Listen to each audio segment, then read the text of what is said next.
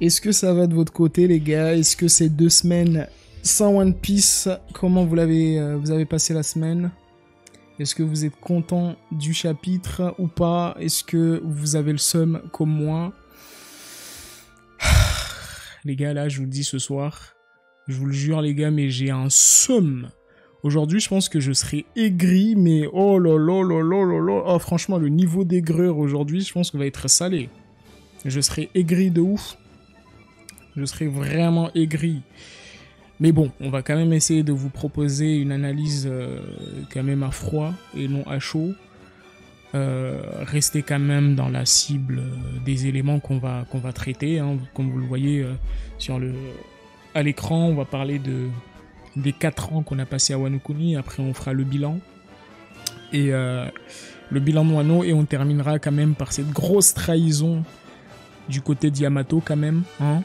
Sachant qu'on a été le capitaine de cet FC. On a supporté cette garce jusqu'au bout. Et au final, elle nous trahit comme ça. Et c'est inadmissible.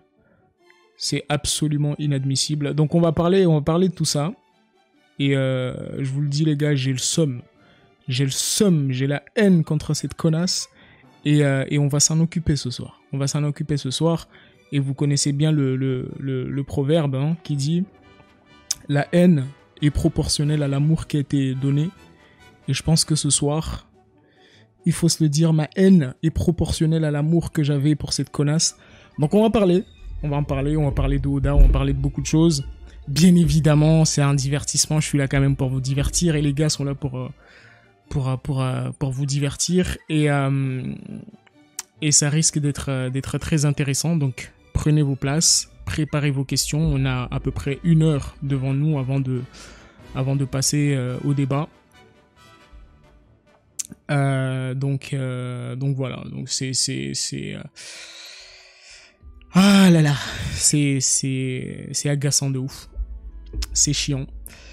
Donc voilà, ça reste un personnage bien évidemment, mais ça n'empêche pas d'avoir le seum parce qu'on voulait cette folle dans l'équipage, voilà. Mais bon, je vais pas parler du pourquoi exactement ça m'a fait chier. Je vais en parler, on va en parler à la fin parce qu'on a un sujet là-dessus, hein, la trahison de la vieille Yamato. Donc on traitera le sujet un peu plus après. Donc les gars, n'hésitez pas si vous voulez passer dans le Discord pour débattre avec nous, hein, vous le savez. Comme d'habitude, le micro, il est toujours ouvert pour tout le monde. À partir du moment où vous avez une bonne connexion, un bon micro et des arguments, vous êtes les bienvenus comme d'habitude. Alors, n'hésitez pas à envoyer vos questions si vous en avez. Voilà. Alors, il y a Marco qui dit « Il reste une chance pour qu'elle fasse une Jinbei ». Oui, bien sûr, il y a même des chances qu'elle fasse une Jinbei. Il y a beaucoup de chances, en fait, qu'elle fasse une Jinbei. Mais ça ne m'intéresse plus du tout, en fait. Clairement, ça ne m'intéresse pas. Et je vais vous expliquer plus tard pourquoi ça ne m'intéresse pas, en fait. Ça ne m'intéresse pas du tout qu'elle fasse une Jinbei ou quoi. En fait, aujourd'hui, comme je l'ai dit, il y a beaucoup de chances en fait, qu'elle rejoigne l'équipage plus tard. Et j'ai fait un petit thread sur Twitter là-dessus pour vous expliquer comment elle pourrait potentiellement faire pour revenir dans l'équipage et pourquoi, justement, c'est cohérent qu'elle ne rejoigne pas l'équipage tout de suite. Là-dessus, c'est cohérent. Mais ce qui me dérange, c'est pas ça. C'est pas ça qui me dérange, en fait. Moi, c'est autre chose, en fait, qui a fait que ça m'a saoulé. Mais on va en parler plus tard. On va parler parce que pour moi c'est vraiment une comment je peux dire ça, pour moi c'est vraiment un tout en fait. Pour moi c'est un tout qui fait que on en est là quoi, tu vois. Donc voilà. Mais on va en parler de tout ça. Donc pour l'instant les gars, on met le chapitre de côté et on commence avec vos questions. On a à peu près 50 minutes devant nous. Donc les gars, let's go. Comme d'habitude, là aujourd'hui j'ai décidé de commencer un peu tôt pour pouvoir prendre le max de questions. Donc on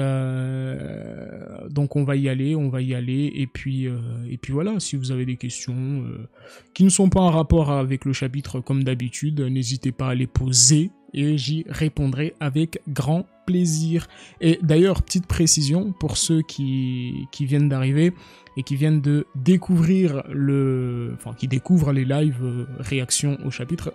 Je vous annonce, les gars, aujourd'hui, c'est officiel. C'est le dernier live de réaction de chapitre sur cette chaîne. Ok, c'est le dernier live de réaction de chapitre sur cette chaîne. Donc, on va basculer à partir de la semaine prochaine sur Goldie Soul en live. Donc, si vous n'avez pas encore pris votre ticket sur Goldie Soul en live, c'est le moment parce que on va plus faire d'annonces sur cette chaîne. Donc, si vous kiffez les lives, si vous adorez suivre ça quotidiennement, donc il faut partir, vous abonner tout de suite là les gars, tout de suite sur Goldie Soul en live. Sinon, vous risquez de rater les prochains lives. Tapez juste la commande Rediff sur le chat et vous aurez le lien de la chaîne. Voilà, je viens de le taper. Donc allez vous abonner à Goldie Soul en live. En attendant que les questions soient envoyées. Donc prenez votre ticket. Et on est parti. Alors, question.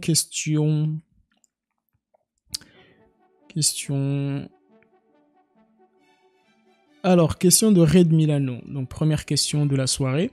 Je précise, les gars, pour plus de simplicité, pour que je vois plus facilement les questions, n'hésitez pas à me ping. Ok ? Et ce sera beaucoup plus simple pour que je puisse voir vos questions. Alors, on va prendre la première question qui est la question de Red Milano qui demande à ton avis, sur quelle île va Luffy ? Très bonne question, parce qu'en fait là actuellement ce qui se passe c'est que ils sont à la recherche du dernier Rod Poneglyph. Personne ne sait où il est. Maintenant pour moi ce serait trop gros, même si c'est déjà une théorie que je crois que c'est une théorie que j'avais écrite il y a 3-4 ans maintenant sur Elbaf et sur le fait qu'il possédait soit Uranus et le dernier Rod Poneglyph.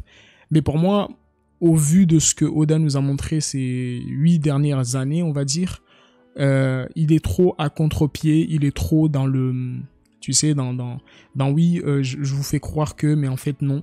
Et du coup, moi je pense que si il met le Rod Poneglyph à Elbaf, ce serait beaucoup trop gros, en fait, et beaucoup trop simple, puisque c'est, pour moi, la prochaine destination des Mugiwara. Donc, partant de cette hypothèse, donc déjà je réponds à ta question. Pour moi, la prochaine île c'est Elbaf, ce qui est logique, hein, parce que Usopp, les connexions avec les géants, son admiration avec les géants, etc. Donc pour moi, c'est limite une obligation cette île qu'on ne peut pas enlever, hein, parce que teasé depuis Little Garden, donc c'est une obligation. Donc voilà. Mais pour ce qui est du Rod Poneglyph, j'ai du mal à le voir à Elbaf. J'ai vraiment du mal à le voir à Elbaf, et clairement, si Oda il le met à Elbaf, sachant que t'as Shanks qui probablement le cherche aussi, et personne ne sait où il est, ce serait pour moi un peu trop simple, et ça me ferait kiffer en vrai que Shanks ait pris le Rod Poneglyph et que Luffy doit l'affronter pour lui prendre ce Rod Poneglyph. Après, je ne sais pas si ce scénario est vraiment intéressant, en tout cas du point de vue du scénario, parce que il faut que Luffy et Barbe Noire s'affrontent à un moment donné. Donc ce qui serait intéressant, peut-être si on cherche une alternative, ce serait que en fait Barbe Noire affronte Shanks qui possède le dernier Rod Poneglyph, et du coup il lui prend le Rod Poneglyph, et du coup Luffy pour récupérer ce Rod Poneglyph, il y a la confrontation finale entre lui et Barbe Noire, et du coup ça signe on va dire la fin de la rivalité, quoi, si on peut appeler ça une rivalité. Donc moi en tout cas c'est comme ça que je vois. Donc j'espère avoir répondu à ta question mon ami. Donc on poursuit à la prochaine question, et je rappelle pour les nouveaux qui viennent d'arriver là, les 110 personnes, les gars, c'est le dernier live sur cette chaîne, le dernier live sur les réactions et les débats du chapitre des derniers chapitres. Maintenant, les débats vont se poursuivre sur Gold Soul en live. Donc si vous voulez toujours continuer à suivre cette série quasi quotidienne, hein, il faut aller vous abonner sur Gold Soul en live. Et pour ce faire, c'est très simple, vous tapez juste la commande point d'exclamation collé à Rediff, Rediff avec un seul F, et vous aurez le lien de la chaîne YouTube Gold Soul en live et vous allez vous abonner là-bas. Vous aurez la rediff de ce live et aussi les notifications des prochains lives des derniers chapitres. Voilà, je voulais vraiment clôturer les lives des chapitres sur cette on va dire cette fermeture de l'arc Wano Kuni, qui nous a pris quand même 4 ans. Donc voilà, c'est un peu symbolique. Donc maintenant, on va passer à autre chose et j'aimerais vraiment ne plus consacrer à cette chaîne, faire des lives comme je l'ai fait depuis 2 ans maintenant. Donc voilà, ce serait un grand plaisir les gars si vous allez vous abonner là-bas. Donc ça nous aiderait. Voilà. Allez, prochaine question.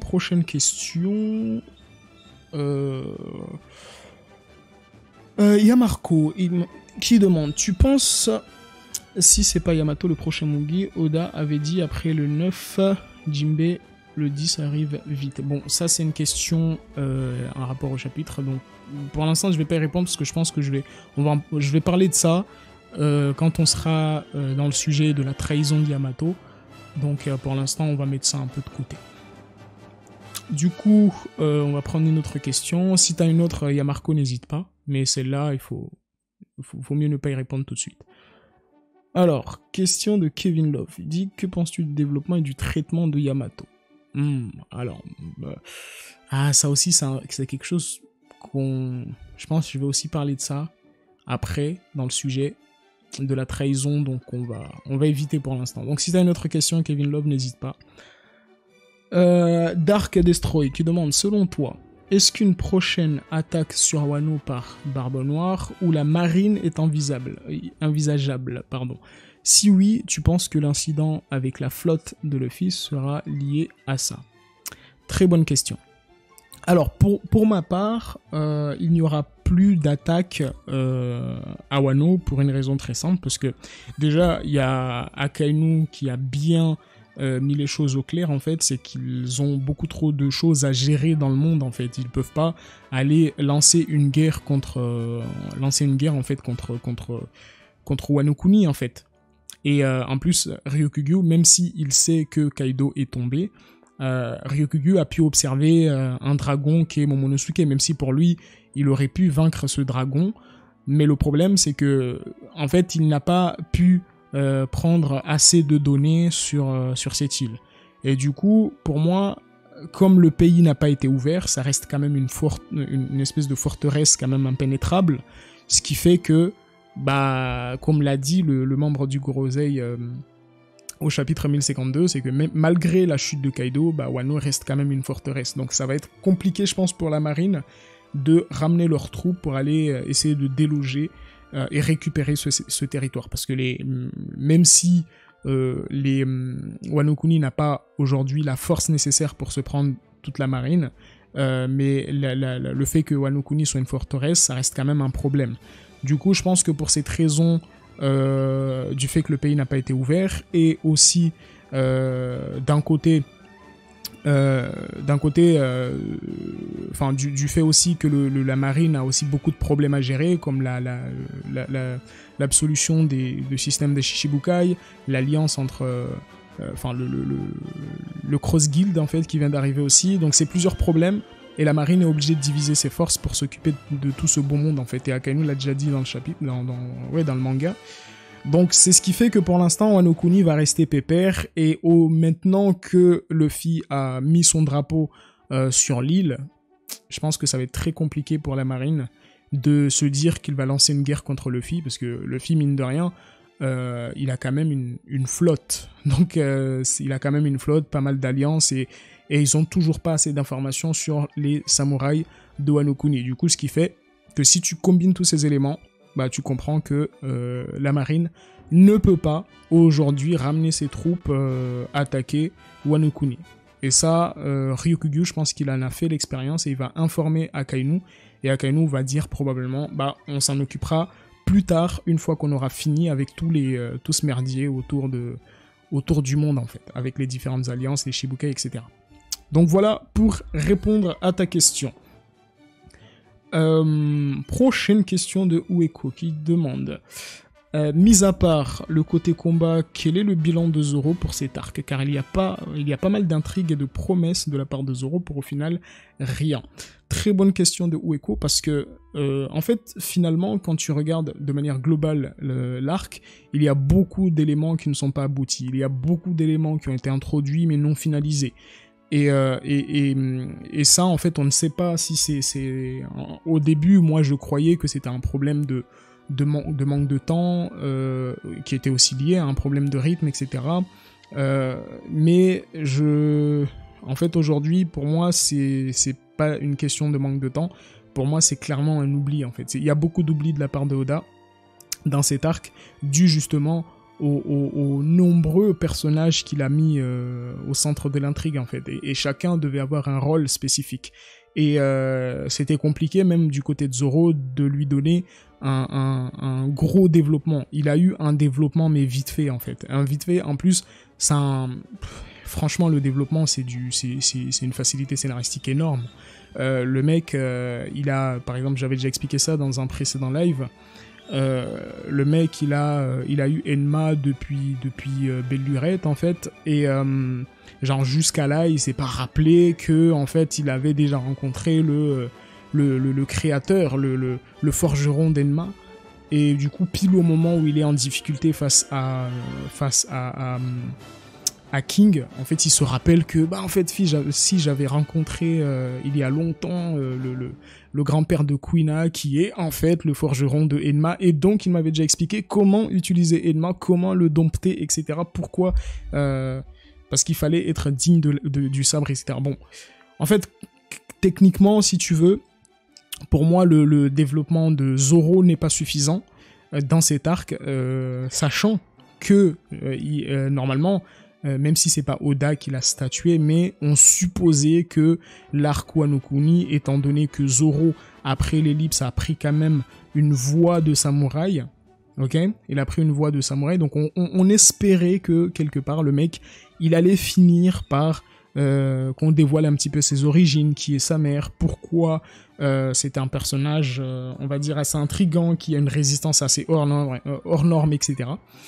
Du coup, pour moi, clairement, le développement de Zoro n'est pas du tout abouti. Il y a pas mal de zones d'ombre et je ne sais pas aujourd'hui si Oda aura le temps.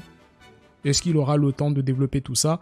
Ou est-ce qu'il n'attend pas finalement le combat contre Mihawk pour nous mettre un peu plus du Zoro émotionnel, etc. Bon, je ne sais pas en tout cas aujourd'hui, mais clairement, si tu veux ma réponse, pour moi, le développement de Zoro à Wano Kuni n'est pas suffisant.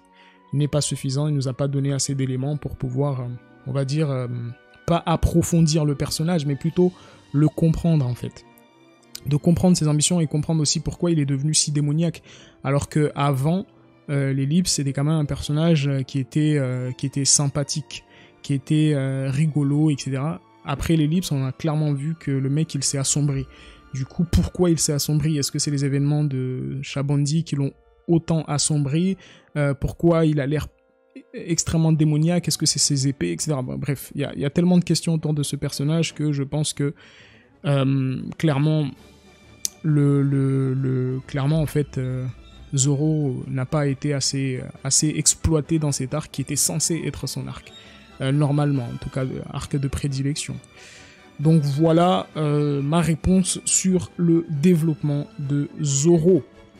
Prochaine question.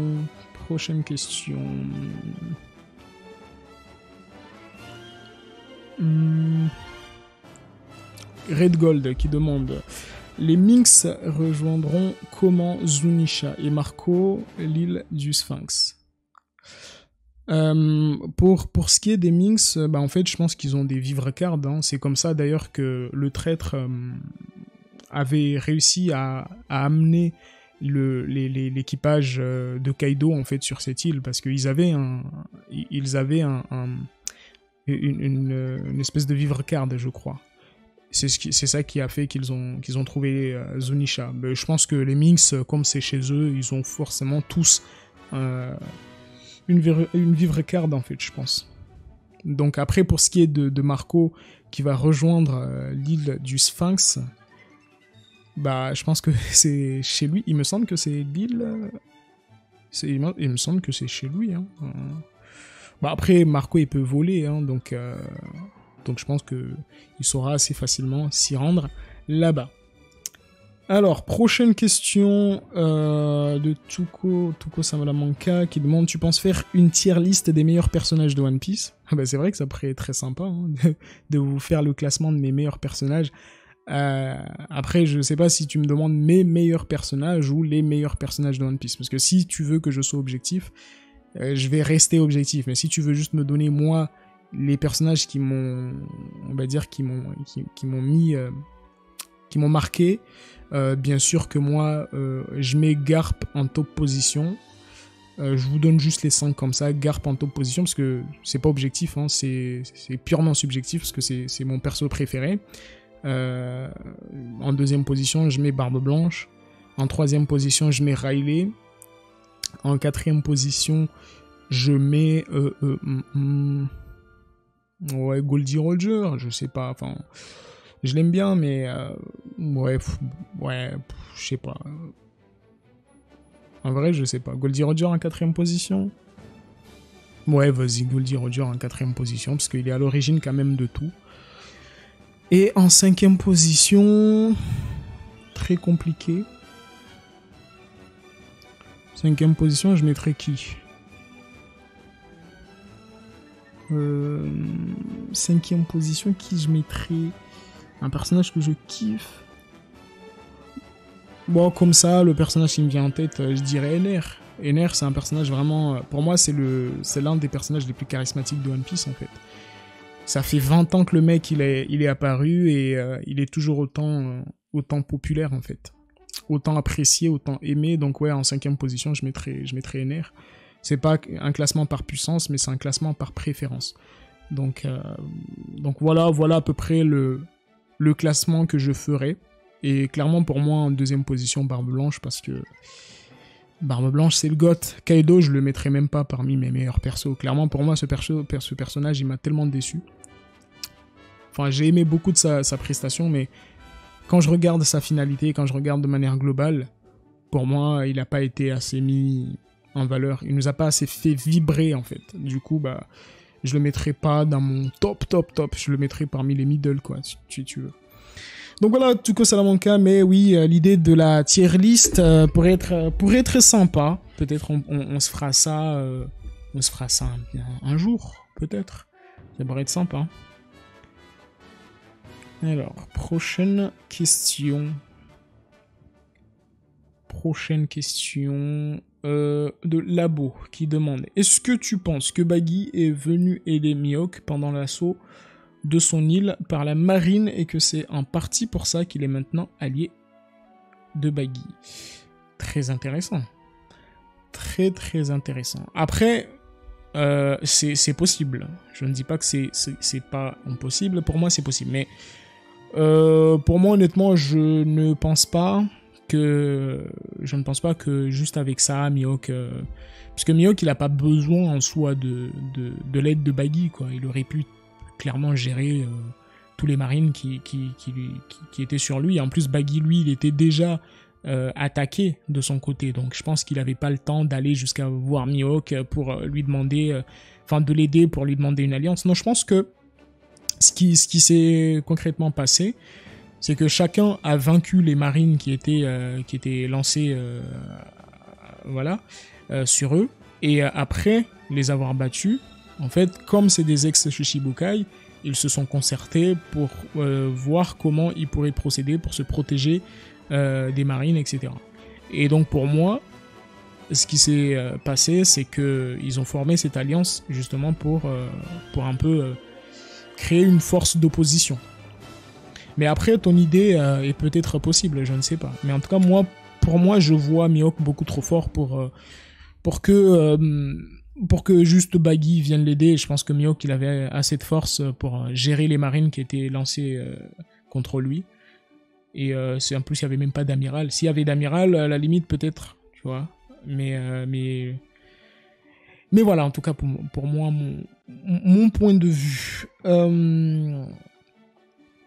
Alors, question de... Oh là là. Je sais plus, c'est H 16e siècle, je crois, ou 14e siècle, je sais plus. Qui demande satisfait du développement de Momo? Alors, est-ce que je suis satisfait du développement de Momo? En fait, pas du tout. Momo, c'est un personnage que je déteste de base. J'aime pas du tout Momo.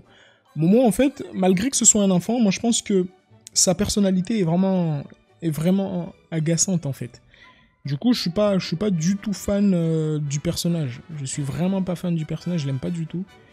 Donc je suis pas satisfait de son développement. Après, bien sûr qu'il a eu un développement intéressant depuis... Enfin, un développement. Est-ce qu'on a eu vraiment un développement autour de Momo? Pour moi, un peu de manière annexe. Hein. On n'a pas eu vraiment un développement frontal. On était plutôt dans un développement un peu, tu sais, d'arrière-plan, vite fait, quoi.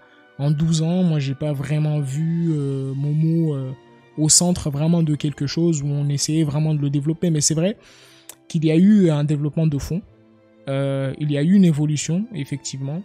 Mais après, il fallait pas s'attendre à une évolution mentale parce qu'il reste quand même un enfant de mi-temps. Ça, c'est les faits.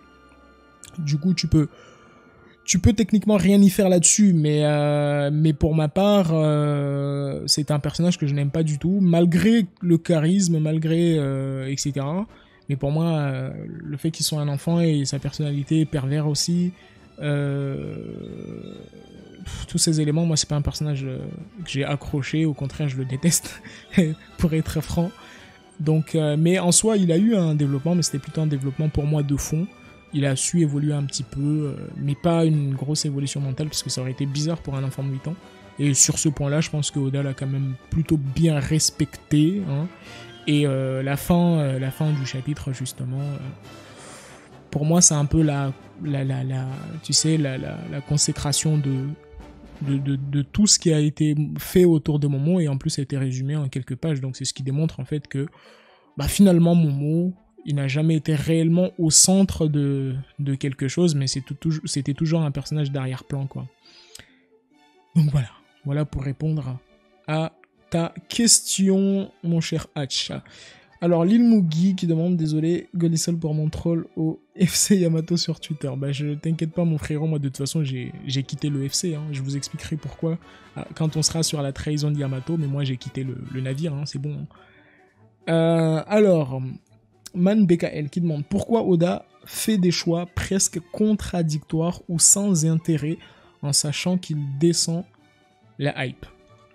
En fait, moi je vais vous donner mon avis.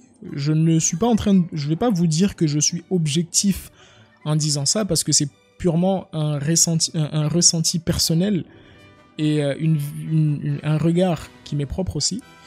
Et une lecture qui m'est propre aussi. Donc je ne généralise pas du tout ma pensée. Mais moi, je pense très honnêtement que Oda...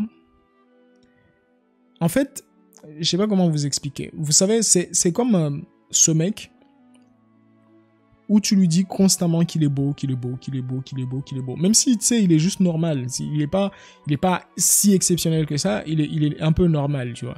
Ou il a peut-être quelque chose qui le rend intéressant, mais on surenchérit en fait sur son côté exceptionnel, alors que il est peut-être exceptionnel, mais il n'est pas extraordinaire. Et du coup, on vante souvent ce mérite, ce qu'il possède, etc. Et je pense que tu finis à un moment donné par croire vraiment que tu peux faire ce que tu veux. Tu peux tout faire, tu vois. Tu peux absolument tout faire. Moi, je pense que Oda, il est rentré un petit peu dans cette phase où réellement, il n'y a pas de... Tu sais, comme il n'a plus vraiment de limite, en fait, tu vois. Comme il y a beaucoup trop de soutien autour de lui, je ne dis pas qu'il ne faut pas le soutenir, bien sûr qu'il faut le soutenir. Mais ce que je veux dire, c'est que c'est plutôt ses idées, en fait. Comme il y a beaucoup de gens qui soutiennent tout ce qu'il fait de A à Z, on le soutient de ouf, tu vois. Genre, par exemple, le fait qu'il ait dit que... Luffy, ce serait trop bizarre en fait que Luffy batte Kaido juste avec un seul coup de poing. Et il fait cette déclaration 2 fois. La première fois, je crois que c'était en 2012, et après, il réitère en 2016 ou 2019, je sais plus, où il confirme que ouais, ce serait bizarre quand même pour les fans que Luffy batte Kaido juste avec un seul coup de poing, etc. Et puis au final, en fait, il n'a plus le choix et il termine quand même le combat sur un coup de poing, et il termine deux Yonko sur... il termine deux Yonko sur quelque chose de vraiment bizarre en fait. C'est que Kaido et Big Mom vont se retrouver au fond de la lave, et tu te dis mais quelle était les probabilités, la probabilité que les deux se retrouvent dedans en fait, tu vois. Genre c'est comme ça qu'il a choisi qu'il fallait les éliminer, il fallait les dégager, et du coup il l'a fait. Et là tu te poses la question, tu te dis mais finalement bah Oda, tu avais dit que t'allais pas faire ça, pourtant tu l'as fait, tu vois, pourquoi tu l'as fait? Et pour moi, je pense que Oda, il fait justement ce choix-là parce qu'il sait que ses fans seront constamment derrière lui. Et pourquoi je vous dis ça?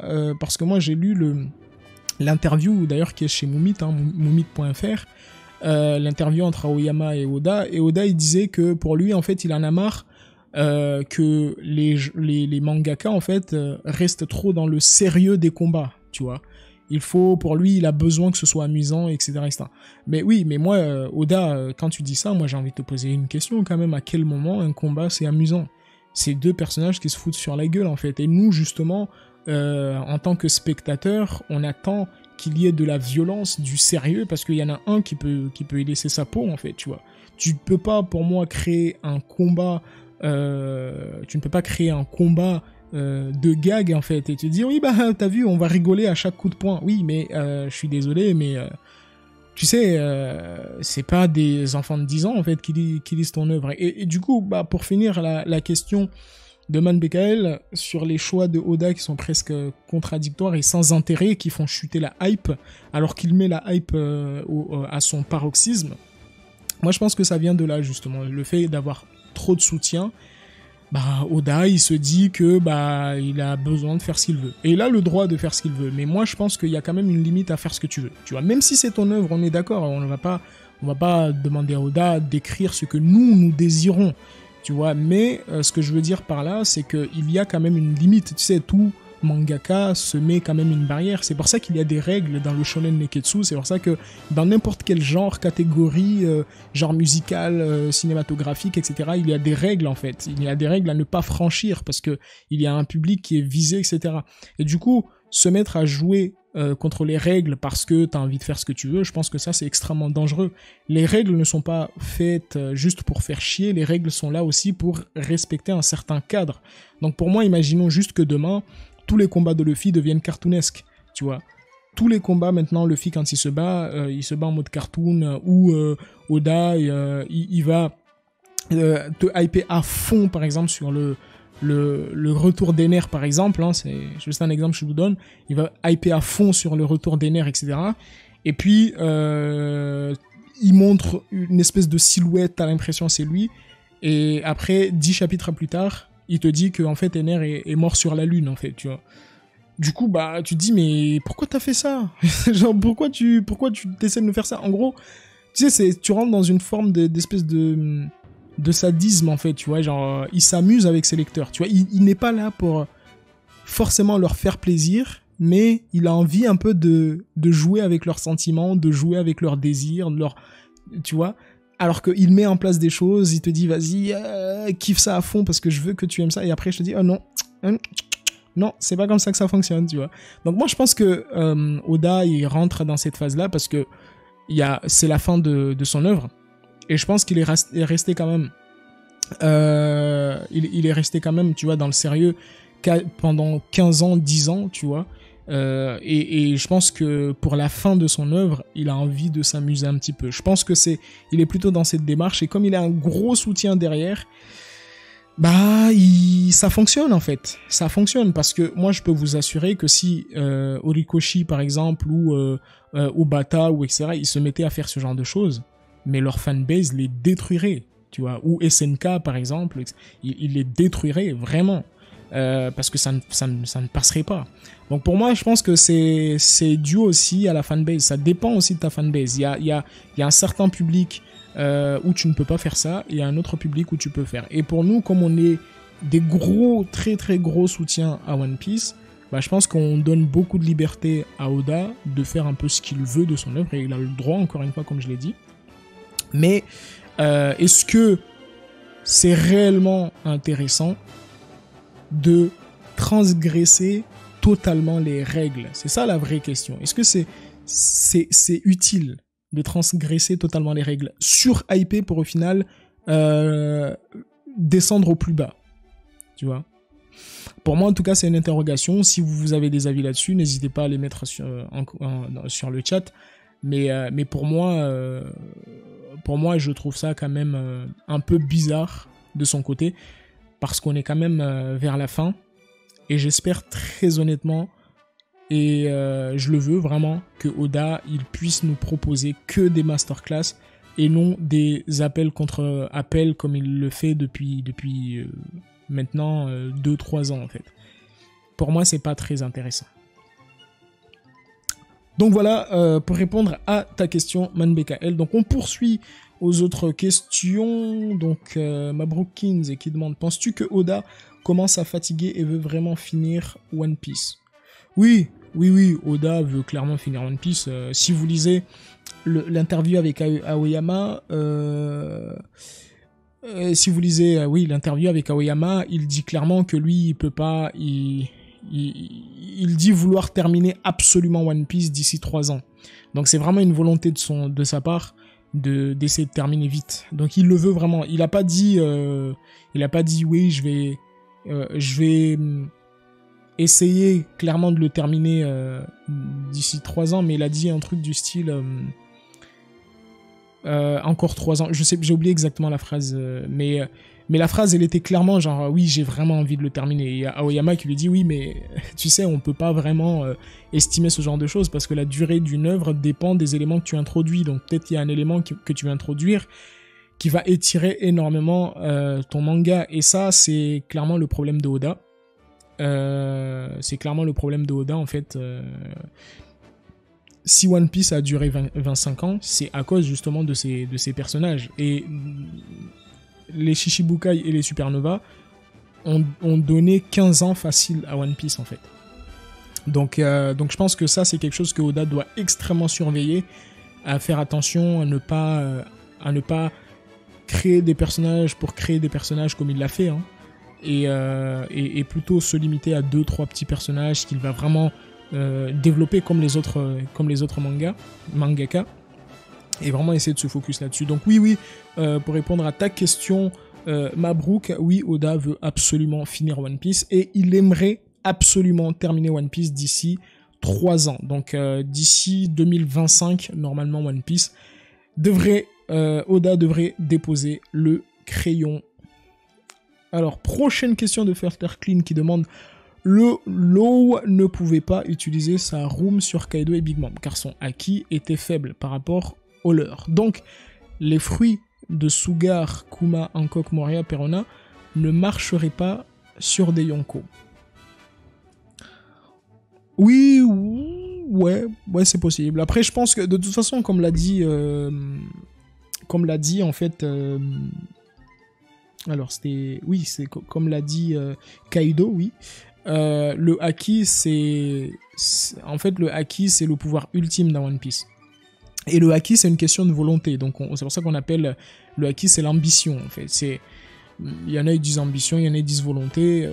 Mais en tout cas, si on va du point de vue de l'eau, pour moi, c'est plus une question de volonté. Donc, quand tu as une volonté énorme, comme chez les Yonko, c'est ce qui fait qu'en fait, tu sais, tu as tellement une emprise, on va dire, psychologique sur tes adversaires, que ta volonté en fait les dépasse. Et du coup, quand tu as envie de leur envoyer des attaques comme les attaques de Perona, de Sugar, etc., je pense que leur haki va bloquer ces pouvoirs-là parce que ça joue un peu sur la volonté. Donc je pense que c'est peut-être lié, le haki et les fruits du démon.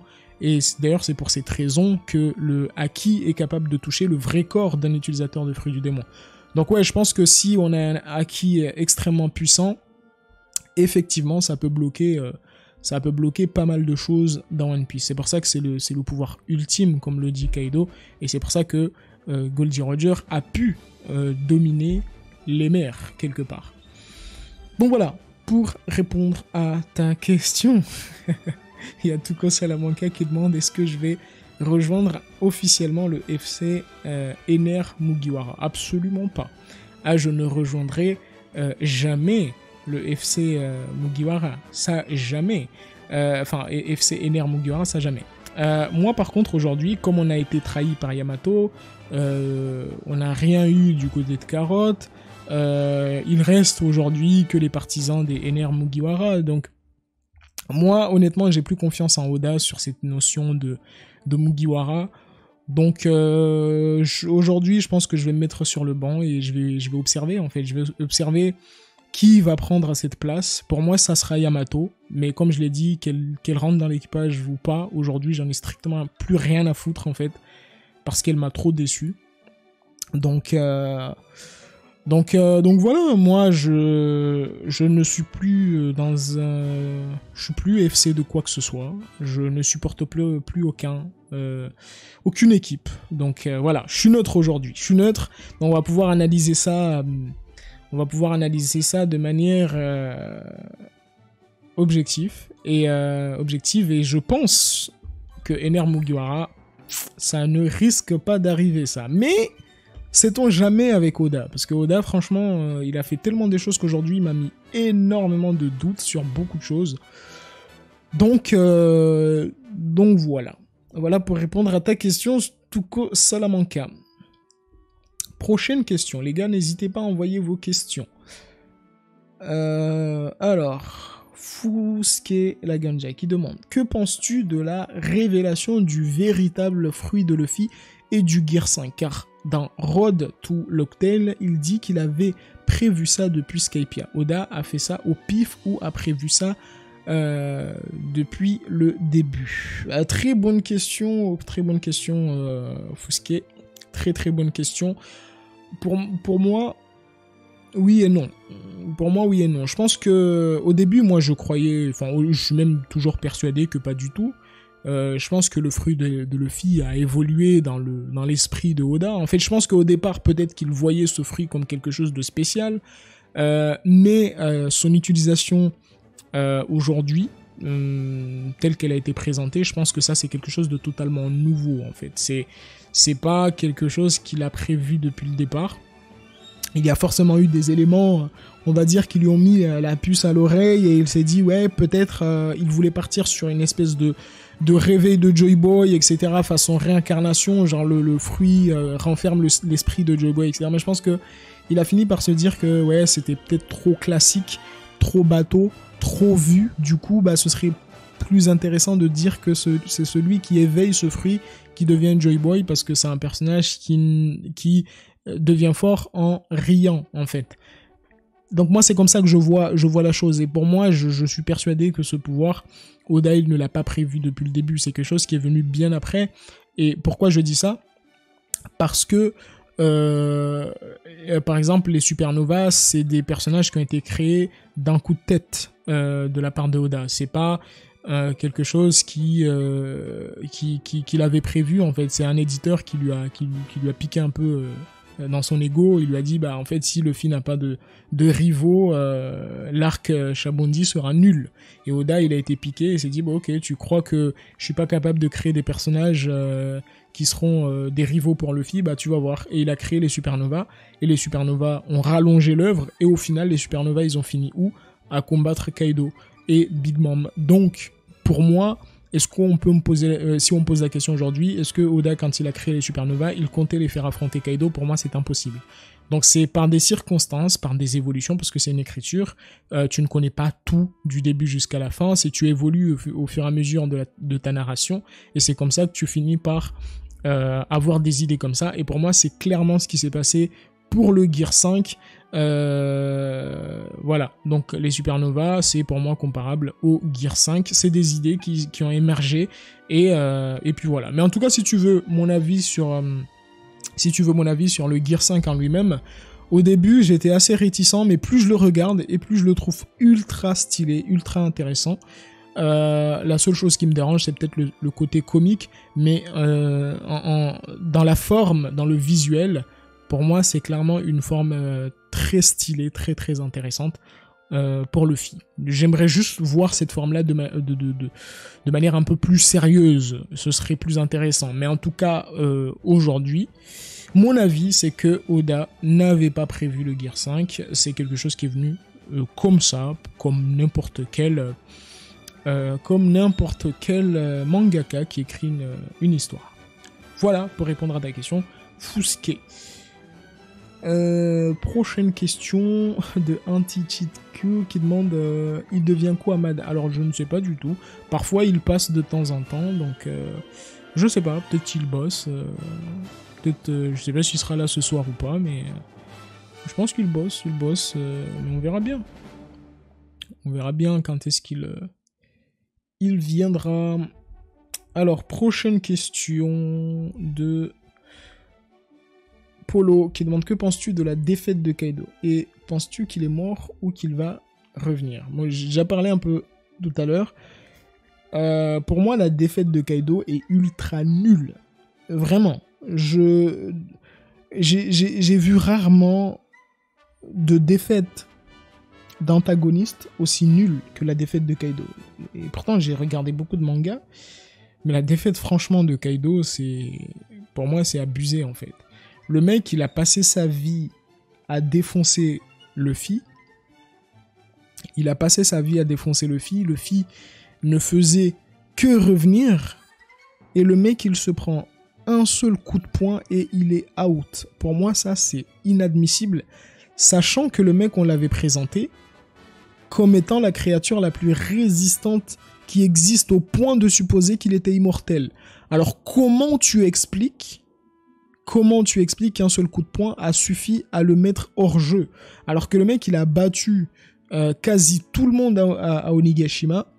Il a battu le Gear 5 à un moment donné. Il l'a tenu et il a même dominé. Donc, comment un seul coup de poing a pu te mettre KO? Ça, c'est quelque chose que je ne peux pas m'imaginer. Je ne comprends pas, en fait, c'est le choix autour de la défaite de Kaido. Je comprends pas. Honnêtement, pour moi, c'est n'importe quoi. Et au début, moi, je croyais que Kaido n'est pas mort. Je croyais que Kaido n'est pas mort pour une raison simple, hein, c'est que Oda a dit que il a fait une promesse à sa mère, je crois. Enfin, c'est pas une promesse à sa mère, mais il a dit que Luffy ne tuera jamais personne. Donc, comme Luffy ne tuera jamais personne, et s'il a envoyé un coup de poing à Kaido, qu'il a envoyé dans la lave, en fait, si Kaido meurt, c'est-à-dire que Luffy devient officiellement... Oda contredit officiellement ce qu'il avait dit. Voilà, je sais pas si c'est sa grand-mère, si c'est sa mère, donc je pense que Kaido est toujours vivant, et Big Mom aussi. Maintenant, ce qui m'intéresse, c'est comment il va les remettre dans l'histoire. Parce que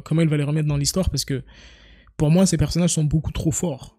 Ils sont beaucoup trop forts, donc obligatoirement, il faut que la lave leur ait causé pas mal de dégâts, qui ferait que, du coup, il serait pas en mesure, excusez-moi, clairement qu'ils seraient en mesure, en fait, de ne plus revenir, en fait. Parce que s'ils sont capables de revenir, aujourd'hui, clairement, si tu regardes un Kaido qui ne soulève pas une île, qui ne se tape pas tout le monde, il attaque Luffy aujourd'hui, il le bat. Il y a même pas pour moi, même pas de doute là-dessus. Et celui qui me dira le contraire, que Luffy, aujourd'hui, tu l'amènes sur une île déserte face à Kaido, il le bat, je pense qu'on n'a pas lu la même chose. On n'a pas lu du tout la même chose. Donc je pense que pour l'instant, Luffy n'a pas dépassé le niveau de Big Mom ni de Kaido. Donc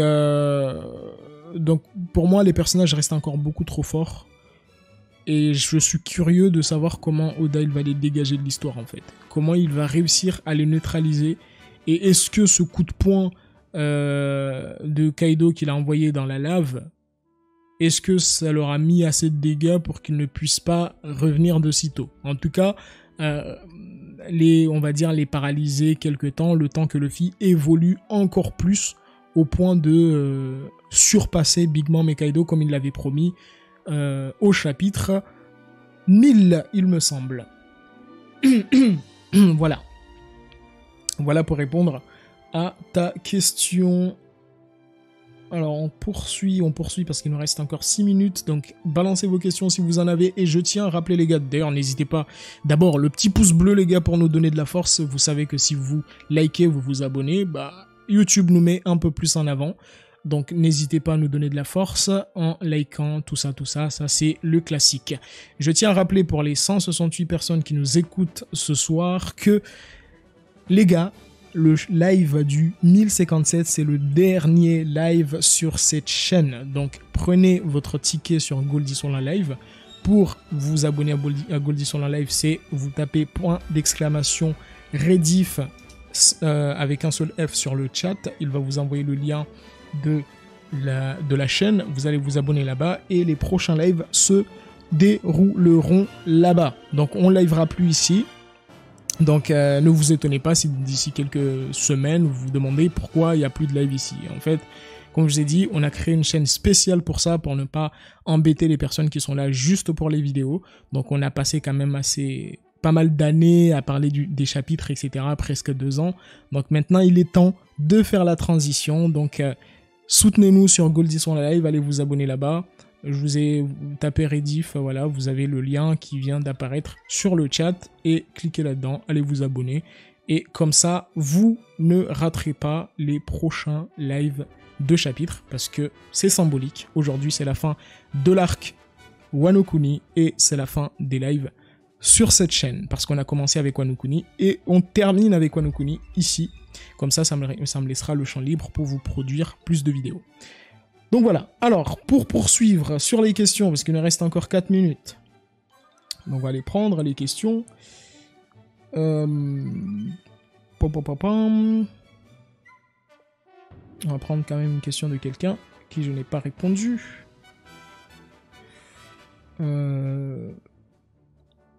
Alors, on prend qui?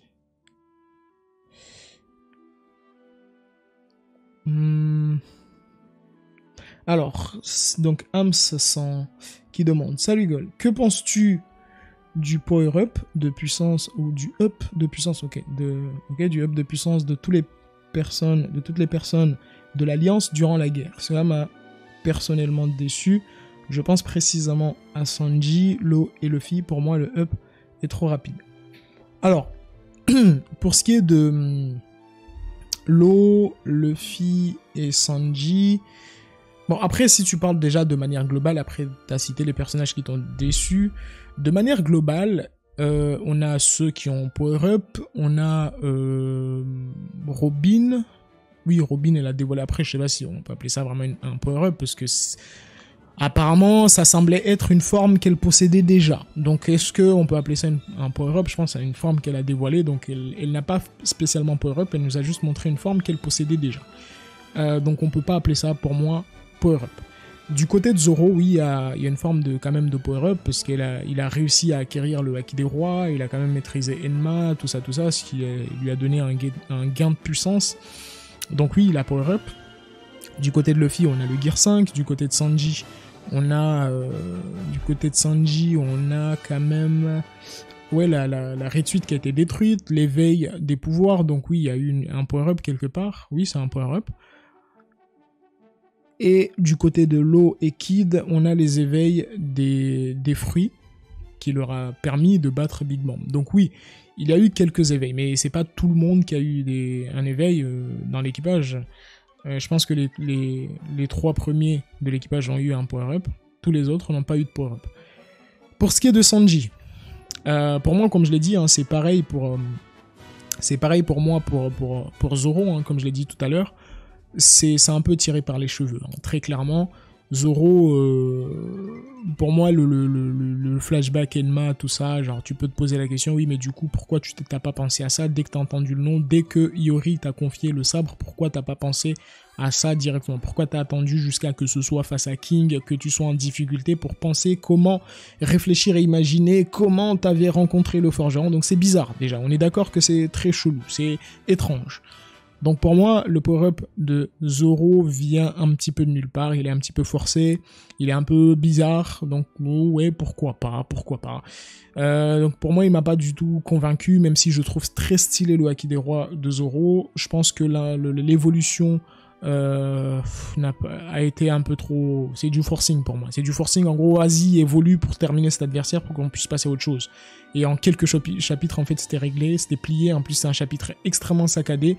Et du coup, t'as pas le temps, en fait, de vivre vraiment le combat iconique de Zoro, etc. Bref, catastrophique. Pareil du côté de Sanji, où vraiment, là, le mec, déjà, bon, on est quand même content sur quelque chose, parce qu'on a tellement dit que Sanji allait casser la canette, et du coup, il a pété la canette, on était content. Mais on s'attendait pas du tout, la grande majorité ne s'attendait pas. Moi, c'est vrai que j'avais théorisé l'éveil du pouvoir de Sanji, et aussi du fait qu'il allait à peu près utiliser le coup de pied électrique, l'ifrit, etc. Ça, je l'ai dit dans une théorie sur Sanji. Donc, de ce point de vue-là, je suis quand même content que Oda ait validé cette possibilité. Mais si on prend un peu de recul, c'est vrai que du côté de Sanji, c'est un peu forcé, parce que Sanji se voulait être extrêmement naturel, Sanji n'est pas en accord avec son passé, Sanji ne veut pas se considérer comme un monstre, etc. Et du coup, en gros, quelque part, on lui a forcé la main à obtenir quelque chose qu'il ne voulait pas.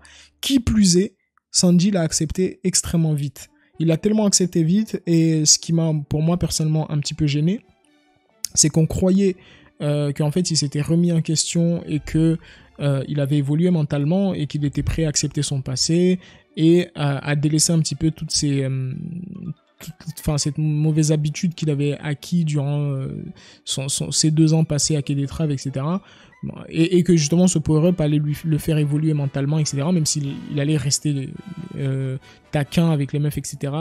Mais on croyait qu'il allait partir un petit peu du côté gentleman, si tu veux.